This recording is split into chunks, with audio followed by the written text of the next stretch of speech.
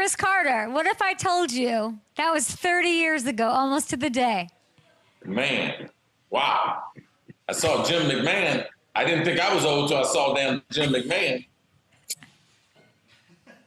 And these guys are going crazy. You finished that night in 1993, 5 catches for 88 yards. Not one, but of course the Zach Moss special, 2 touchdowns from Jim McMahon. Your Vikings got the best of Kansas City with Joe Montana at quarterback, I believe. Final score 30-10. Yesterday, a bit of a different chapter and ending in that storied longtime rivalry. The Chiefs get the road win, 27-20. Unfortunately for the Vikings, as we see here, Justin Jefferson, not good. So we're going to start with the hamstring pull or injury on this play late in the game. It doesn't sound real optimistic against the Bears for week 6. So they start 1-4. Viking season already over?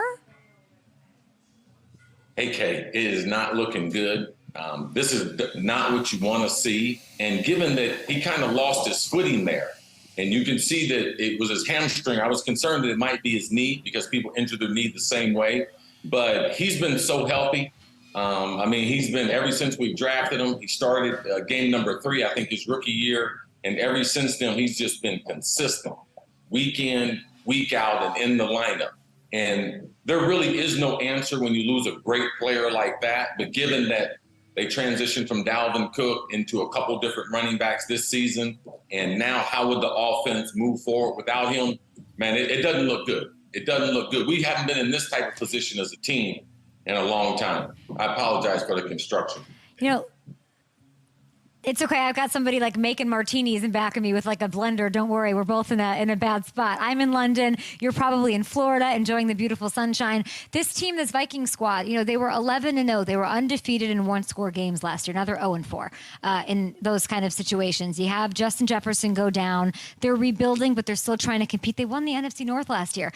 Is this the last year as a Viking for Kirk Cousins, in your opinion?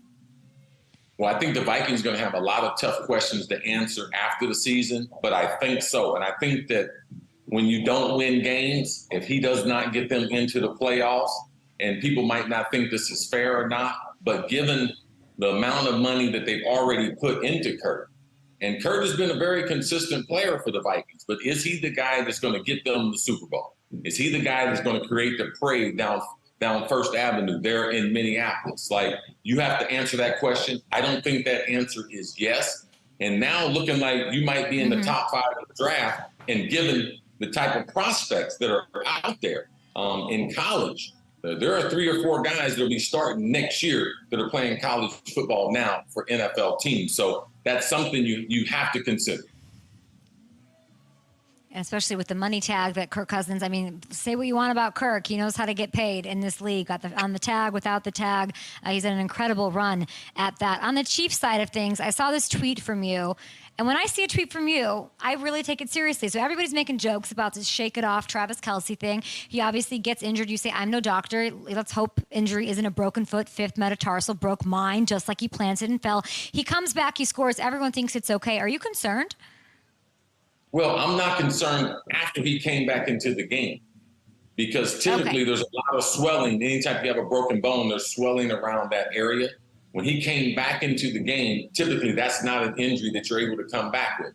If he gets a basketball sprain where your ankle twists and the outside of the ankle, then they give you a realignment, give you another tape job, then you can come back in. But Travis, I've been knowing him. He's from Ohio. I trained him in his pre-combine training. He trains here in South Florida, still trains here with one of my guys who I know from the business. So great athlete. And what he did after that injury, it speaks to the heart that he has. Because without him on that offense, man, I mean, they are very, very vanilla. But the way he was able to get those young guys to respond, that speaks to the type of pro that he is. And, I mean, he went about those last 2 quarters like a pro. You didn't see him celebrating. Even after the touchdown, watch how slow he walks off the field. Like, that was great to see, and I'm glad it wasn't a foot injury compared to his ankle. Is there any player outside of the quarterback spot? And you could make the case for Christian McCaffrey, though he was bottled up and they still win and dominated on both sides of the ball in San Francisco. Can Kansas City do it without Travis Kelce? Is there a more valuable player that's a non-quarterback on any team that's a contender? No. No, they can't do it without him. Patrick Mahomes is amazing. Yesterday, getting a win against the Vikings, that means he's beaten every NFL team, all 31 other teams. Only 10 other quarterbacks have done that before. It lets you know how special he is. He's been in 3 Super Bowls. He's won 2 Super Bowls. But you need weapons. When they decided to, okay, we're going to go this way offensively because of our resources. We got to pay Chris Jones some money. Patrick Mahomes got his deal redone. Like, they're going to have to go with journeyman wide receivers until Kelce is not an elite player, right? He's still an elite player, still one of the best tight ends that we have in the league, and it's around him. If he is injured, then they won't be able to play the same way. It's hard, and they passed on DeAndre Hopkins. I didn't hear that they were in on Odell, so they're putting a lot of faith into Travis Kelce, into his 30s, playing at that level and really carrying that offense. It's such a good point that he's like one of the best. Now, you spent some time in Philly. Philly looks good. I mean, Cooper Kupp came back for the Rams, but Philly did well. They got a battle up against this unbelievable, undefeated Niners team in Week 13. It's a long time from now. Any chance these two squads go unbeaten all the way through until Week 13? Well, I do think, because I've looked at Philly's schedule and I've looked at the 49ers schedule, I think the 49ers have a better chance of going undefeated to that point, and I do like the way they're playing. I think the offense, with Brock Purdy as a quarterback, they have not lost a game with him under center. So that gives you tremendous confidence in the locker room. And to me, I don't think you can talk about him enough. And I haven't heard this mentioned. And as I was watching the game yesterday from London, and I saw him there, and then I watched the game last night, I said, man, this is Kurt Warner with just a little more athleticism. Now, there is no story in the history of this game would be better than bagging groceries and then playing in the minor leagues. And then one day a quarterback gets hurt. But how different is that than they invest all these draft picks in a quarterback? They cut him. I step in, and all I do is win. That's what Kurt Warner did. And he reminds me so much of Kurt Warner. So to see them run the table with the type of defense, I mean, Fred Warner, the level that he is playing at, I mean, he's the best inside linebacker that we have in the NFL. And they will create enough turnovers to give them additional. So the 49ers, to me, are the best team in football, and they have a chance to go into that game and be undefeated. I think a lot of people would say, okay, but if we're picking this game and it's Jalen Hurts versus Brock Purdy, I trust Jalen Hurts more. People think Brock Purdy has something to prove. He's a product of the system, his weapons, the defense, all of that. Does Brock Purdy have something to prove, even though you just likened him to a Hall of Famer and champion? Well, let me give you another contest. If Philly was to play against San Francisco, let's have a throwing contest. Let's not no athleticism contest, but let's have a throwing contest. Okay. Say at the Pro Bowl, who would you take who's more accurate? Who can get the ball to their weapons? And also you have to put in coordinator. What Shanahan is doing with Purdy, I believe, is more effective than what Jalen and the play caller there are doing in Philadelphia, especially early in the season. So for me, it's a throwing contest. It's not who's the biggest, strongest, tallest, fastest. No, he is a quarterback, and he's a throwing quarterback. So for me, I think that Purdy has the edge because of his ability to be able to throw the ball. In college, he was a thrower. In high school, he was a thrower. Jalen is trying to convert over to being a thrower, and that's a different transition compared to what Purdy is, even though Jalen has the Super Bowl experience and the great run last year and has transitioned his game well. I'm just saying. And all you really got to say, I don't think Brock's thrown an interception this year. Has he? I don't think he's turned over the ball once this year. So there's something to be said about that. And he's doing it against great defenses. He's doing it in prime time, big pressure games. They know it's at stake. It's super impressive. You have Deebo Samuel not even 100% out there. They've bought a little Christian McCaffrey. And they're saying, hey, I dare you to beat us, Brock. And he did it. Now the Cowboys, these fans are watching, and cheers to them, Cris. Listen, I tried doing the heaven lifting Mr. Carter, Hall of Famer, and I tried saying this is a team. They look good. What do you have to say to Cowboys and their fans? Well, they're going to have to adjust to the style for which they're going to play. And the number one way they're going to have to adjust is, let's not talk about that. Let's talk about defensively. Because when you lose Diggs, when you lose the type of player he is, but what people can't calculate because they don't understand locker rooms, when you have a player like him on your team, it makes the defensive back room so much better. And the reason why is because he's a type A, and he's got super swag, and he gives all them other dudes swag. You can see them dudes now without him. They ain't out there dancing around. They ain't out there looking fresh. Now, Stephon Gilmore is always a quiet, by the book, a pro's pro. He's not going to be talking trash. He's not going to be getting guys fired up. And when you lose that with the way Michael Parsons controls the line of scrimmage, when you don't have that on the back end, trust me, Dallas's secondary is not as good when they get off the bus. Role players need a great player. Randy Moss. When you have those guys, man, when they get off the bus, the team is better because they know how to talk that talk. They make players feel better than what they are. And to me, that's the adjustment to Dan Quinn and this defense. That's what I saw last night.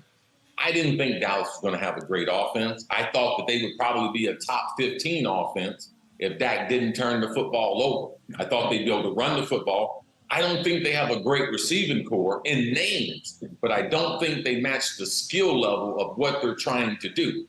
And McCarthy's going to have to come up with some other game plan besides 15 years ago, that stuff he was running in Green Bay. Because those plays last night in San Francisco were so easily to read. It was like I went back in football. I was like, goodness gracious, I'm watching the Packers play again without Aaron Rodgers. So that's the adjustment the Cowboys are going to have to make. But what do I know? Yeah. Just my observation from afar. I love you, Cris. You're the best. Hamilton literally is crying, laughing at you right now. You're amazing, and they got to figure out something for Micah Parsons. Niners keep shutting him out. He's got 0 sacks in 3 games against San Francisco. It's the second worst loss of Mike McCarthy's career. I believed in I'm the idiot because I don't have a freaking Hall of Fame title or gold. I'm like, let's go Cowboys offense. Brandon Cooks, he's gonna go deep. He's gonna be this amazing addition to nothing. They miss Kellen Moore, obviously. Hey, it's not your fault. When you look at those first 2 games against the Jets and the Giants, I was at the Giants game yesterday in Miami. I was in the valet in my car heading back to Boca in the third quarter because that game was over with. So people got overconfident in who the Giants, and who they were and what the Cowboys were seeing out there based on those 2 oppositions. But there's 2 programs, the Giants and the Vikings. Both of them overachieved last season. So now we adjusted the rebound, and now it's our mistake. Oh, the Vikings won 14 games, but they were not that good. They were winning games. Hail Mary and full of grace, man. We wore out all of our wishes last year. And now the Giants, I believe the coach has them 1 year ahead of schedule. So now we adjust them again, and now they're taking a step back. So when you're rebounding, sometimes you can't always take that snapshot of the first year. It's a couple-year rebound, and both those programs are still rebounding, but I do believe in the coaching staffs of both teams. Yeah, sometimes it does. The Lions, their hype was up here, and they're maintaining it. They're killing it. They look as good as anybody talked about. But these other squads that we sort of overhyped, maybe like the Bengals, let's end it there. Do you want to talk about the Bengals or do you want to talk about Bill Belichick? You pick. I'm going to talk about the Bengals because Belichick, man, you can't mess with him. Okay. He's got a record you can't mess with. Okay, we're not going to mess. Great, we're not going to. They lost 34-0 to the Saints yesterday. He's been outscored 72-3, but we'll leave that for another day. He's an absolute legend, future Hall of Famer, Bill Belichick, joining your club in the rare air, of course. So let's talk about the Bengals. What do I need to know? What changed about this offense? I said, sit Joe, let Browning out there, get him killed. But then all of a sudden, I know it was Arizona, not stiff competition, but Chase got fed. He complained about it, said, I'm always effing open. They got him the ball for 1 million yards and 1 million touchdowns. Should I be believing in my Bengals again? Well, there's something that has not changed in the NFL, even though all the rules have changed. It's hard to get good at football when you don't practice. And there is no carryover from the previous season. So if you look at the Bengals, it's are they going to pick up where they left off last year? No. Joe Burrow, I love him to death, but he's in constant rehab. the last 3 years through the offseason. So he's not him full self, but pride got him out there. He can't take a week off. You know why? Because there's 10 other guys in the locker room that want to take a week off. And if they were the quarterback, they would get a week off. But no, they're the left guard. They're a nose tackle. There's somebody running down on special teams that needs a week off. But they can't take the week off. And that accountability to your brother, man, that's what Joe Burrows did yesterday. And that's why he's one of the great players that we have. And that's why Cincinnati invested all that money in. That's the right thing to do, is play through the injury. There's a difference between being hurt and being injured. When I'm hurt, I can play. When I'm injured and I jeopardize the position, then I put that in the doctor's hands and then I go sit down. But when I'm hurt, we play football. Can't get good if you don't practice. Cris Carter, you're a legend. You're a Hall of Famer. I could listen to you all day. On your way out, give us a little, which is it? We talked about overhyped teams that aren't, living up to the hype. Just drop a little something for me in Hamilton here on the way out. Just shut the door to your, go get, kick those construction guys out, do whatever you need to do. Go walk those beautiful dogs of yours. Give me a little team that's like a little on your radar that nobody else is talking about. Well, I don't think they're under the radar. But when you look at their roster, and they have very, very good big people. And that's the Detroit Lions. Okay. I do believe the way they play is very sustainable. I do believe that where Jared Goff has gone to mentally and everything he went through, LA, the transition, what he did last year, he's still one of the most accurate quarterbacks that we have in the league. And if they can stay healthy with all those young, explosive players that they have on offense, man, the Detroit Lions could sneak up. See, right now we got Philly, we got the 49ers. Right now, the third best team in the NFC, the Detroit Lions. And that's why I love Cris Carter. Unbelievable. The fact that you are saying that Jared Goff is one of the most accurate passers in the league. To beat Jared Goff with what happened to him throughout his career, to hear that, can you imagine being at the locker room and hearing that today? That's insane. I love it. I love what he told Fitzpatrick last Thursday night when he repeated what he said to him. All these players should keep receipts because there's so many idiots out there saying stuff. They get on here and overreact and everything. Players, keep the receipts, and then when you run into them, let them know what really, really happened. Cheers to you, Cris Carter. Enjoy the new addition on your house. I don't know if you're building a botanical garden, a greenhouse for your tomatoes. Who knows? Maybe the dogs get their own floor. I wouldn't be surprised. The legend. Everyone's jealous of the life of Cris Carter. We'll be back after this live from London. Thanks for watching. Subscribe here to get the latest Up and Adams content right on YouTube.